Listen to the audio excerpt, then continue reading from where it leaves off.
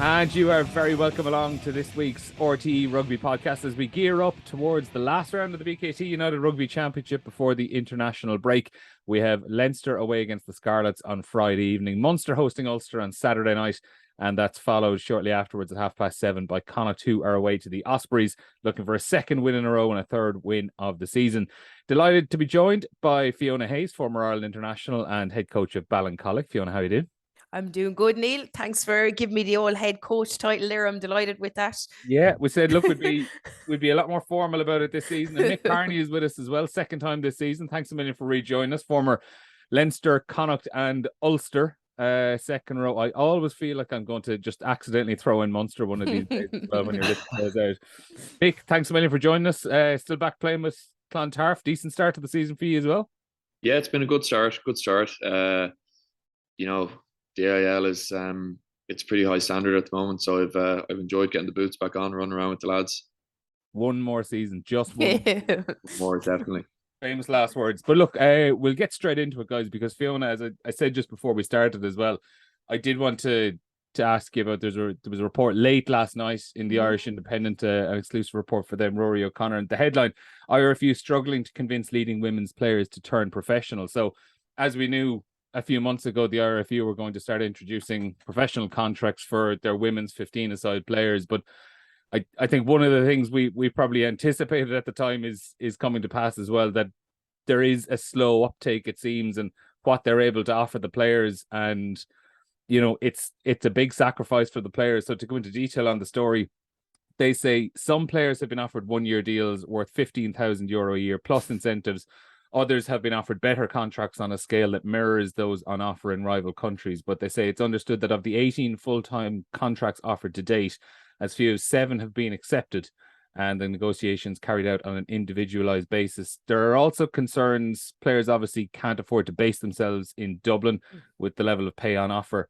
And there's also a lack of clarity, to say, Fiona, on the competition that they'd be playing if they moved home, because I think there's a report coming out soon, and one of the recommendations is we're going to have 2 Irish teams competing in a Celtic league, and there's just a little bit of uncertainty around who those teams are, what players will be playing for them, and what the format of the competition essentially would be as well. So there's plenty of hurdles left to jump before we can really move towards this professionalization in women's rugby here at home.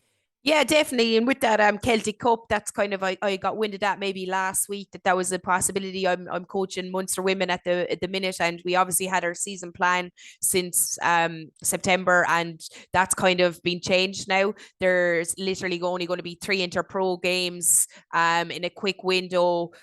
Starting in January, the first weekend of January, basically second and third weekend, and that's the Interpros done and dusted for the women. So they have changed that format to fit in this Celtic Cup. I think as of now, they've maybe identified about 60 players in the country that they will base the 2 squads off of, and it's going to be Irish-based squads. There was talk maybe from those Interpros, I was thinking maybe the top 2 teams, maybe Munster, Leinster, Connacht, might have gone into those competitions, but it seems to be the IRFU are running that, and they'll be going with their 60 players and taking that. And in talking in the last few weeks about those contracts, I mean, I know I certainly am down in Grenagh here in my kitchen in Cork. I couldn't be living up in Dublin on 15 grand and finding somewhere to live. So I understand that there's a lot of people, I suppose, based at home as well, just the way the economy is at the minute. So I think they'll probably have to look a bit harder into kind of helping out with accommodation, if that's an area that's probably, I reckon, is stopping a lot of people. And then as a coach, as we talked earlier, my Ballincollig team, I'm worried about these players moving up to Dublin. You know, are they going to leave their local clubs? Will they be able to afford to drive up and down to train with their clubs to play in the AIL at the weekend? So there's a lot of things out there that players have to think about. And I presume they've asked the RFU to go back and maybe up the money a little, and they look at that, because look, people want to be professional, but you have to be able to live up there, Neil, and you have to be able to train and be able to eat correctly, and all that takes money as well. Yeah, and Fee, as you said there as well, obviously the knock-on effect on the All-Ireland League as well, because it's just, as you said, like, if naturally players are going to be moving up there, if they're going to be training out of Abbottstown every single day of the week, are they going to be coming back playing with a UL, not just Ballincollig, but a UL Bows or someone like that down the country as well? And I think we're at a stage with the All-Ireland League. It's very Dublin centric as it is at the moment, where you've the dominance of like Blackrock and Railway at the moment. So, you don't want to make that even more dramatic. No, and it's something I've kind of been asking for the last while for the IRFU to maybe step in with these players, Neil, and maybe give them a little bit of incentive to go to other teams to level out that playing field, even if it's only sending 2 or 3 down the road. I know it's probably not ideal for those ones that are based up in Dublin, but you've got the likes of Bows of lost Enya Breen, who's been massive for them. And I'm watching the league week in, week out, and it's same in the men's AIL as well. I know a lot of guys are moving up to Dublin, and obviously you don't want to be traveling up and down the roads, but it will really impact. I think the women's league will just see these really strong Dublin based teams, and everyone else, when they get their players and they get them up to that high standard, they're probably going to have to move up to Dublin if they're picked up by Ireland then. Yeah, and Mick, like obviously if we're talking €15,000 a year plus incentives as a professional contract, like it's not much in terms of professionalism. You would imagine that a lot of these players are going to have to be keeping on day jobs, and it's not necessarily going to remove the problems we had at the end of during the Six Nations, where players were finishing a match on a Saturday or Sunday and they're back in work on a Monday. No, not at all. Not at all. It's just not enough. It's just not enough money. Like it's barely enough to cover food, I'd say, for the year. If you're trying to be a full-time professional, food and recovery, like, would be arguably €15,000 a year, so to say to these players, we're going to give you a contract and you're going to have to behave professionally, but on a Monday you're going to be rocking into work, is too much in my opinion. Yeah, there's a long way to go on it anyway. I'm sure we're going to hear a lot more about it over the next few months, and I'm sure we're going to be speaking to David Nusafora as well in the next few days, so we'll find out a little bit more about it. Moving on to the games themselves, guys. So Munster and Ulster on Saturday evening is probably the biggest game of the week. Just to touch back, I suppose, Fiona, on Munster and Leinster on Saturday, it was a 14-point win for Leinster. In reality, it probably should have been more, given they butchered a lot of chances in the first half. But if we're talking about the Munster performance on its own, you as a Munster person, what were your thoughts watching that game? Yeah, I obviously was disappointed with the loss, and you would be, but I watched the game in the clubhouse in Ballincollig. I watched it at home again then after, and I was delighted with the performance at times. I thought, I said to you earlier, I thought there was a bit of bite. The coaches are obviously implementing systems, implementing styles of play. They've all kind of come together, but what I felt was lacking sometimes was that little bit of bite at the breakdown, those clear outs, the will to get there and just kind of want to beat these teams. And I saw that in this performance. I saw a few little largy bargies, which we love to see in a local derby. I thought guys Coombs added a lot of physicality. I thought guys put their hand up. Obviously, we know there's 3 Irish games coming up, and those guys have to be playing at a high level, but I thought it shone through.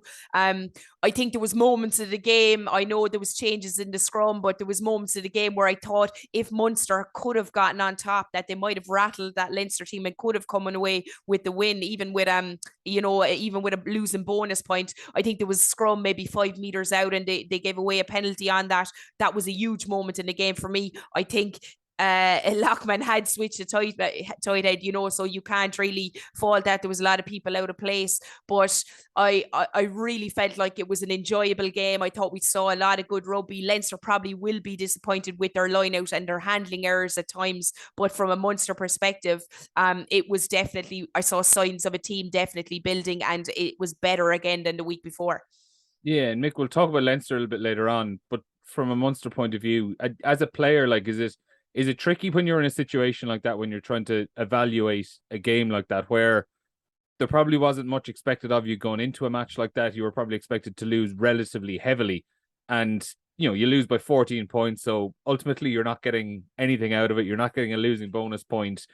But how do you kind of compartmentalize that and look at the performance and pick out, okay, here are the 5 or 6 really good things we did, good intensity at breakdowns, excellent scramble defense, those sort of things, so that your confidence isn't knocked heading on to another big game at the weekend? Oh, look, I'd say Munster would have had specific metrics going into that game that wouldn't have been based on the outcome, wouldn't have been based on what the final scoreline was. I read an interview where Graham Rowntree asked the players to be brave going into the game, you know, and I think particularly in that first half there was a massive amount of bravery. You know, like the thing about it is being brave probably isn't enough against a team like Leinster to come away with the result. You know, there has to be accuracy around that as well. But you know, as Fiona said, I thought the breakdown was excellent. I thought Hodnett had a really big impact in the game. You know, from a set piece point of view, I know we're going to get on to that. But I thought Jack O'Donoghue, Thomas Ahern, these guys. Jack O'Donoghue is arguably one of the best defensive lineout forwards in the league behind Peter O'Mahony. You know, and Thomas Ahern is getting better and better week on week in that department. But it's definitely a massive strength of his. And you know, that's one of the reasons that Leinster's lineout maybe struggled a bit more than it usually does. But to answer your initial question, I'd imagine Munster came out of that game relatively happy in terms of their KPIs and what they wanted to achieve in different areas of the game. Yeah, and it was interesting, Fiona, as well. Like I was covering the match for work, and we were down doing the post-match media stuff afterwards, and Graham Rowntree, like there was almost like a chest out bullishness about the way he was talking afterwards. Like we'd have dealt with him after various matches this season, and even after the Bulls game last week where they'd won, he was very happy, but he was quite restrained about it at the same time. But I really thought on Saturday there was this like bursting proud energy coming off him with the way he was speaking after the match, and you could see it was mirroring the way the players had kind of gone about the game. And look, I know we have to keep mentioning that they didn't win the match. I remember we were tweeting afterwards about it, and I had a couple of people replying to me saying, "Oh well, Leinster won. What's the big deal?" And you're going, well, if that's the extent of the analysis we're putting into it, like, you know, podcasts are going to be very short. Match reports are going to be very short. There's not really much else we're going to be able to talk about it, but it did feel like there was a better zip to a Munster-Leinster rivalry or a Munster-Leinster game at the weekend, like a 45,000 crowd, which I think was a lot higher than I think some of us were expecting as well. Like there did seem to be a nice bit of energy back in it again. Yeah, there was definitely a lot of energy. And I think, Neil, when I saw the team sheets coming out and I saw Leinster were almost fully loaded, like they went, you know, they obviously had to get internationals game time, but they were almost like up there with their finishing team in the cup competition. So, you know, and Munster obviously had a few injuries, and we saw Crowley in at full back, you know, who was excellent. Casey was out, but they was relatively young. They gave Tom Ahern a go in there, and I think as a coach, you'd be proud of what these young guys did. Obviously, the result, you know, you have to look at that. It's a results business. They didn't get anything out of the game, but when people were questioning their character and can these guys bring aggression, I think they went out there and they did bring that character. They brought the aggression, especially at the breakdown. They really rattled Leinster at times. Obviously, attack-wise, could have been a lot better as well from a Munster point of view at times, but they focused on what they could do. And, you know, Mick talked about those KPIs, and I think they did reach a lot of those goals. I'd say when they got and reviewed the game, that some of the stuff they'd set out to themselves, they definitely got to that level. Now they're going to have to up it again this week, and I think this Ulster game is obviously going to be a must win for this group. But to take that, I think they will come away with a little bit of confidence from that game, because as I said, they were excellent in the breakdown, the scrum at times, but there was a lot of changes in there. We have they haven't lost many from that starting team, and I hopefully will stick with a lot of the guys going into this Ulster game as well, because they're getting a good feel off each other, I think, and how each other plays.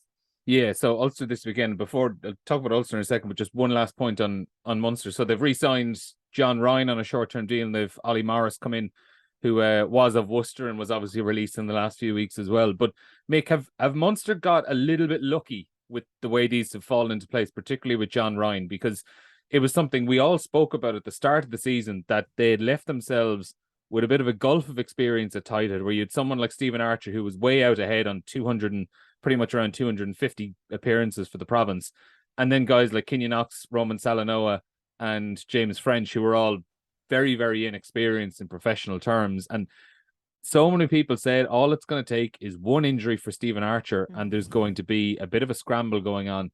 And if they got very lucky that just as that injury for Stephen Archer arrives, John Ryan, who has played 197, 198 times for Munster, has become available. Oh yeah, I think they've gotten unbelievably lucky, and I think big part of it as well is that John Ryan is obviously from Munster. He wants to play for Munster. Like when he was leaving, I know he was pretty disappointed about the fact that he was leaving Munster to go to Wasps, and obviously your heart goes out to the lads in Wasps and the situation they're in at the moment. But he's been over there cutting his teeth against quality loosehead. So it's not like they're kind of bringing him out of the cold with no games under his belt to suddenly start against Ulster. I don't know if he is starting now, mind you, but they've got very lucky in the sense, in my opinion, of he's from Munster. He wants to play for Munster. He wants to hit that 200 caps, I'd imagine. And he's a quality player who's been cutting his teeth against really good opposition week in, week out over in the Premiership as well. Yeah, Fiona, I just from a personal point of view for him, it must be a wonderful opportunity, because I'd say the fact that he was just I can't remember, is it 197 or 198 appearances for Munster he has, but he is either 2 or 3 short of that 200. And I'm sure that was something that probably stung him a little bit when he was leaving in the summer. And now, barring an injury, he's going to get the opportunity to hit that double century mark. Yeah, he's going to be absolutely delighted. And even at the time, I questioned the business that was done, but look, that's exactly what it is. It's business, and you don't know what the ins and outs of clubs are, especially when it comes to finances. But look, he's a wonderful player. He deserves to get his 200 caps. He's kind of been doing his business away quietly at Munster. It's been himself and Arthur battling for years. One season he's getting the nod as Mo starts. The next season it's Arthur. So look, he's going to fit back in perfectly, and hopefully he'll stay injury free and tip over that 200 mark because he deserves it. So on Ulster then, Mick, obviously we don't have an Ulster game to analyse after the weekend. Was what happened in South Africa one of the moments where you've gone, thank God I retired this summer? Big time. So I was actually speaking to one of the lads early last week, and he said that a few guys were down with a bug. This was kind of last Monday. And then last Wednesday, I was speaking to him again. I said, have you touched base with any of the lads? How are they getting on? And he was like, it's rampant. Yeah. It's absolutely tore through the squad. It's interesting. I was reading an article from the CEO of the URC where he came out and he was saying, we need to figure out whether they brought it with them or whether they got it from being in Durban, But you'd have to think with Ulster and Glasgow having played the Sharks the week before, all down with with a gastro issue that it would have to be from something that they've eaten or drank in Durban, Yeah, it was absolutely frightening, and it was strange because there'd just been so many rumors as well going around. Initially on Friday when I was hearing things, it actually sounded initially like it was the Sharks and Lions who were the two teams who were down players, were the initial reports that we were all seeing.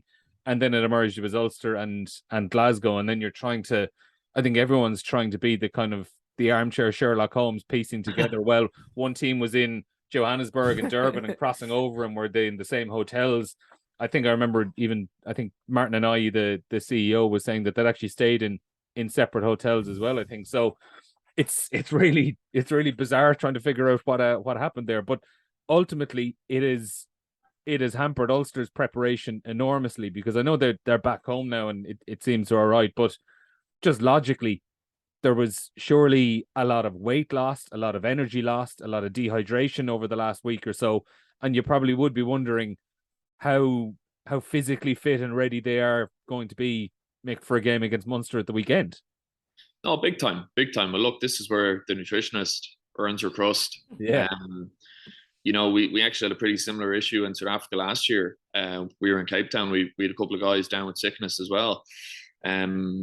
So I don't know whether it's, again, not a doctor, obviously. Don't know if it's the ice in the drinks or what the story is around that. But coming into this week, the Ulster lads will be managed. They'll be managed really, really well.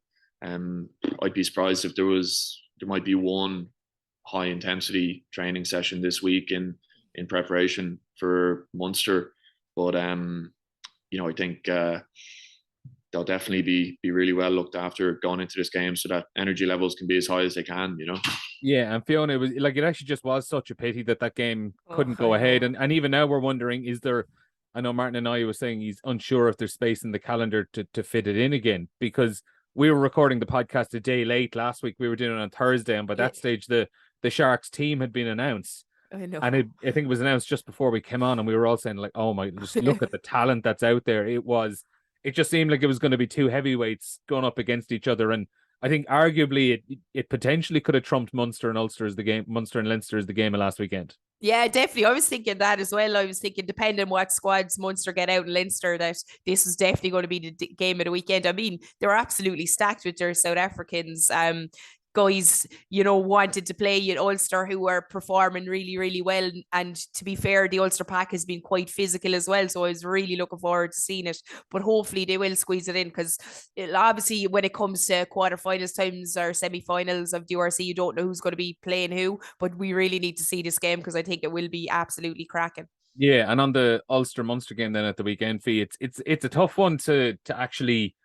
It's a tough one to preview, I think, because there's just so much uncertainty over what the teams are going to look like. So Andy Farrell confirmed yesterday, he was asked, were obviously all the Ireland A players, that's 12, those 12 players who are selected for the Ireland A squad, they are all available to the provinces. But he said that the actual 37-man squad won't be playing with the provinces this weekend. So for Ulster, unless there are some dispensations made, that removes Rob Ballacoon, Mike Lowry, Stuart McCloskey, Jacob Stockdale, Rob Herring, Tom O'Toole, Nick Timoney. For Munster, it takes away Carberry, Casey, Conor Murray, Calvin Nash, Tyg Byrne, Gavin Coombs, Jeremy Lockman, and Peter O'Mahony.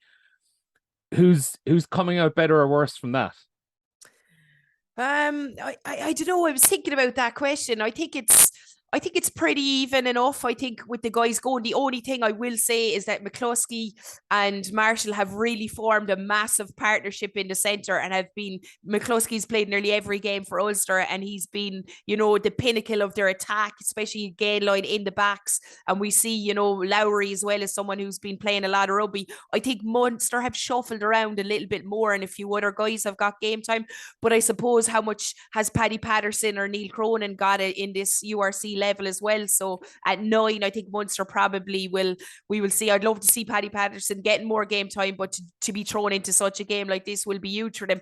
So I think it's kind of balances itself out. There's big guys. The Ulster pack, to be fair to them, the Rays have been playing really well. You've got Vermeulen, they're well covered in all the areas. So it's probably their backs you'll be looking at. You'll have like Curtis and Moore maybe in centres, and we know Marshall Winder as well. James Hume will be available because he was due to return last week. He was only in the A squad, so he should be available to play there. And Mick, like, you're probably better equipped than anyone to talk about the depth that you obviously seen in the Ulster squad last season when you were there.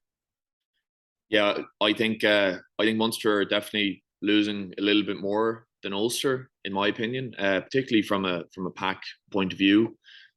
Just to go through maybe a quick pack, like you've Eric O'Sullivan, Rory Sutherland, John Andrew at hooker, Declan Moore, you've Marty Moore at tight head, you've Al O'Connor, who's kind of spiritual leader up there, along with Sam Carter, who's a Test international for Australia. And then as Fiona mentioned, the Rays have been playing incredibly well, along with Dwayne, who I don't know if Dwayne's going to be in South Africa camp or not. I'm not sure what the situation is there. Then as a backup for him, you've Dave McCann, who had a really good tour in South Africa with the emerging. So purely from a pack point of view, I think they'll edge it there. I didn't realize that James Hume was available to play, so I wouldn't be surprised to see maybe Luke Marshall slip into 12 and James go to 13. Then you look at the nines, as Fiona said, with Paddy Patterson and Neil Cronin. You're not 100% sure. I thought Paddy Patterson was excellent when he came on the last day. He's a quality player, someone I would have played with in the past in Leinster.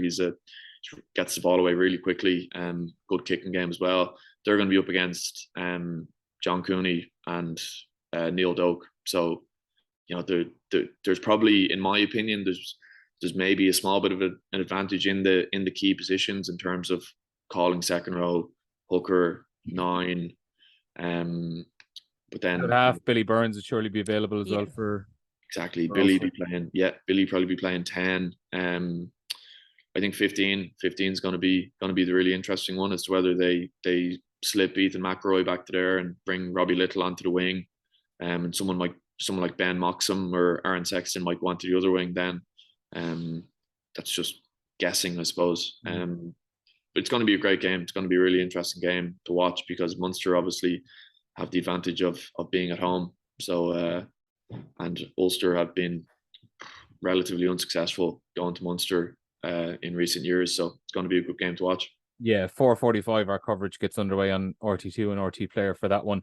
On Leinster, they're taking on the Scarlets Friday evening. Mick, will they be a bit concerned? I know it's tough saying it after a bonus point win, but will they be a bit concerned and frustrated over the way that first half in particular developed against Munster? Because they blew quite a few chances close to the line, held up over the line twice.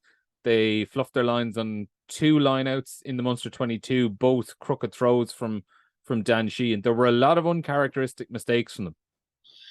Yeah, they will be annoyed. Sure, they will be frustrated with how things finished there. As you said, held up twice over the line from mauls. Like sometimes on the maul front, I suppose it's just where the hooker falls. If you maul for another meter, there's a good chance you're probably going to score it. But I think going into this week, they'll have a lot of confidence that they'll right the wrongs from last week, and as well a lot of the mistakes I suppose they made inside 22. Credit has to go to Munster for the pressure that they put them under. I thought they were excellent in terms of how they went about their business defensively against Leinster in that area, because they're usually so clinical when they get into that space.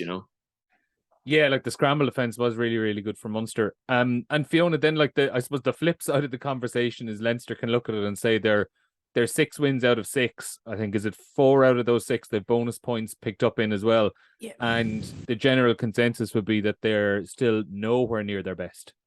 Yeah, that's it. They probably haven't, they're not as accurate as we've seen in seasons past. They're still getting the job done. They're getting the changes in. We're seeing guys getting game time. We saw Frawley at full back as well at the weekend, so he's still sticking to his system and how he's going about. Leo, to be fair to him, he's getting these guys game time. There's definitely a lot of changes that have been in Leinster. So I don't fear for them going into this Scarlets game with losing the internationals. I think that guys have been getting game time. I watched Scarlets against Connacht. I couldn't get over how bad their discipline was. It was absolutely shocking, especially in the second half. Some of the errors I saw just guys being lazy as well around the pitch. So they've already lost to Benetton, they've lost to Cardiff. So I know they're going over to Scarlets Leinster, but I think they will go over and definitely get the job done. Obviously, they're not going to be happy with how they played last weekend. They'll review that, but I think you'll probably see 10 to 12 changes as well in that Leinster team. So we'll give these new guys a chance to get in and I suppose go against this Scarlet squad. Yeah, like the attack, Mick, was scattered, particularly in that first half. But defensively, they'll surely be very, very pleased with the last couple of weeks, because they had that game against the Sharks where it was just a complete shootout and both sides were scoring tries left, right, and centre, and they got pulled apart a little bit too easily a couple of times. But then the following week, they hold Connacht scoreless, and they conceded 1 try and 2 scoring penalties last week against Munster. But I was watching it at the Aviva, and some of the reads from Robbie Henshaw and Gary Ringrose in particular were just absolutely unbelievable. You had Munster players who were getting that final pass executed, and all of a sudden Gary Ringrose was just swallowing someone up in midfield for a 5-yard loss. No, for sure. The connection those lads have in the centre is unbelievable. And Leinster's game is very much built around its defence. The system they've had in place for the last number of years has been unbelievably effective. Obviously, that didn't come out as much against the Sharks, who are a massive team, who historically Leinster have maybe struggled against a small bit, and then they've massive speed on the edge. But I watched the Connacht Scarlets game for my sins as well last week, and I don't think Leinster will be too concerned in terms of what the Scarlets are going to offer from an attack point of view. And as well as that, the Scarlets, like, they've Fafita and Lousy banned for 4 weeks each. They're not going to be playing this game, and then they've 16 players on the injury list. Then they've 7 players away with Wales. So what they're actually going to be able to put on the field is going to be really interesting. They brought Dan Thomas back from Bristol on I think a 3-week loan. He was a penalty machine against Connacht. He was fascinating against Connacht, actually. And we can probably move on to that Connacht Scarlets match now as well, because I thought, particularly in the first half, I was like, this guy has been central to everything, both good and bad about the start. He pulled off 2 or 3 brilliant turnovers in the first half. But when he got his yellow card, I think with about 4 or 5 minutes to go in the game, I was like, this is about the 7th or 8th penalty the man's conceded. This is incredible stuff. No, big time. Like, it was, as you said, it was so interesting to watch. I think, like, watching the game, obviously, Scarlets had the wind in the first half, so I was thinking to myself, like, obviously try and pin Connacht back and kick the leather off it. Sorry, they were playing into the wind in the first half. Connacht came out, they had a somewhat decent start. I wouldn't have said it was great. Was that a try? No. Niall Murray's one? No, don't think so. No. I don't know how that didn't get looked at by the TMO.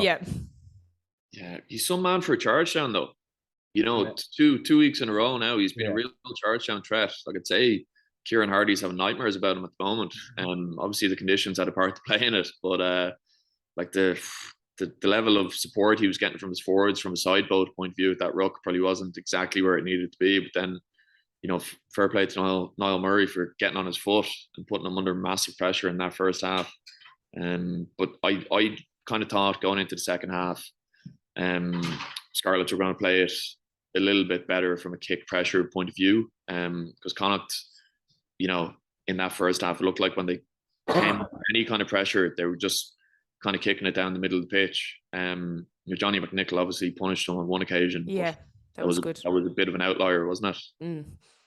Yeah, and it was really good. We're on feel like it just, kind of like they just got a grip of the game and saw things out properly. Yeah, they did. I mean, it was 16-11 at halftime. You would have thought Connacht should have been up by a lot more. I thought Scarlet's game plan would have changed for the second half. It didn't. They just looked like they were tiring a bit more. Connacht actually played better rugby, I think, at times, and they're definitely far more accurate in the second half. And they scored some nice tries. But I think I just don't think Scarlet's offered a threat at any time. I think Connacht kind of knew they were on top. They knew it was going to come. The tries were going to come, and I suppose the crowd got behind them. And at home, you always play a confident Connacht team, and we saw that. So I think they're another team that are building. Obviously, they'll go back and look at that. They're trying to get their 2 wins in a row, I think, going into this next game. And I definitely think, I think it was Pete Wilkins that was talking about maybe, that's when they play teams depleted, it's not always a great team for Connacht. But look, I think they're definitely building. They've definitely got a lot more depth. They're not losing as many players. Jack Carty and stuff will still be there. So I think they will be they're going to be a team that we'll see building on again next week.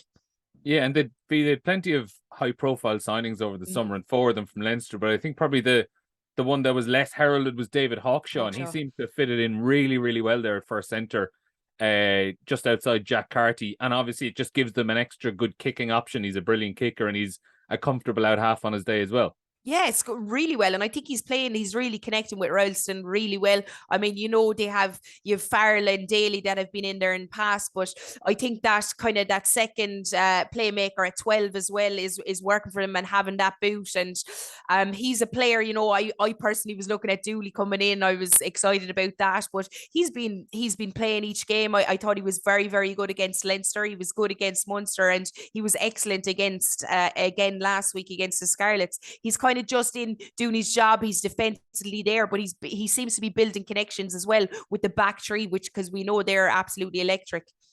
Yeah, and Mick, like, is there, last point on Connacht, like, has there been a bit of a whack-a-mole going on with them this season, where defensively at the start of the season they were all over the place, and they seem to have shored that up over the last month or so, but they're probably just missing a little bit of killer instinct in attack that they would have had last season? No, for sure. I completely agree with that. Like, looking at the Leinster game as a key example, I know I spoke earlier about kind of Leinster building their game around their defence, but how many entries did Connacht have into their 22 and come away with nothing? So it was a massive work on for them going into the Scarlets game, and they were pretty effective in that sense. But I think if they can keep building week on week in terms of getting good outcomes defensively from a scoreline point of view, and then when they do get those entries from an attack sense, they're actually getting rewards from it. Going back to Fiona's point around Hawkshaw, he seems to be unbelievably confident stepping into first receiver, which means Jack Carty can obviously go one space out the back of a forward shape. Pretty similar to how I felt Jack Crowley and Joey Carberry teamed up in that Munster-Leinster game. I think it was really refreshing seeing Crowley stepping into first receiver and taking a bit of pressure off Joey and giving him the opportunity to roam a bit more, Yeah, so that Connacht game is on Saturday evening away to the Ospreys, and just crucial for them because I think a 3-4 record after 7 games looks a lot different than 2-5 will. But guys, we'll finish up with a few minutes on Ireland because they've been in camp over the last couple of days. It was nice to be back out in Abbottstown yesterday doing the real in-person chats and media sessions with the players and management for the first time in a long time. But a positive injury update, like it seems pretty much everyone is, all things going to plan, going to be on course to be available for selection against South Africa.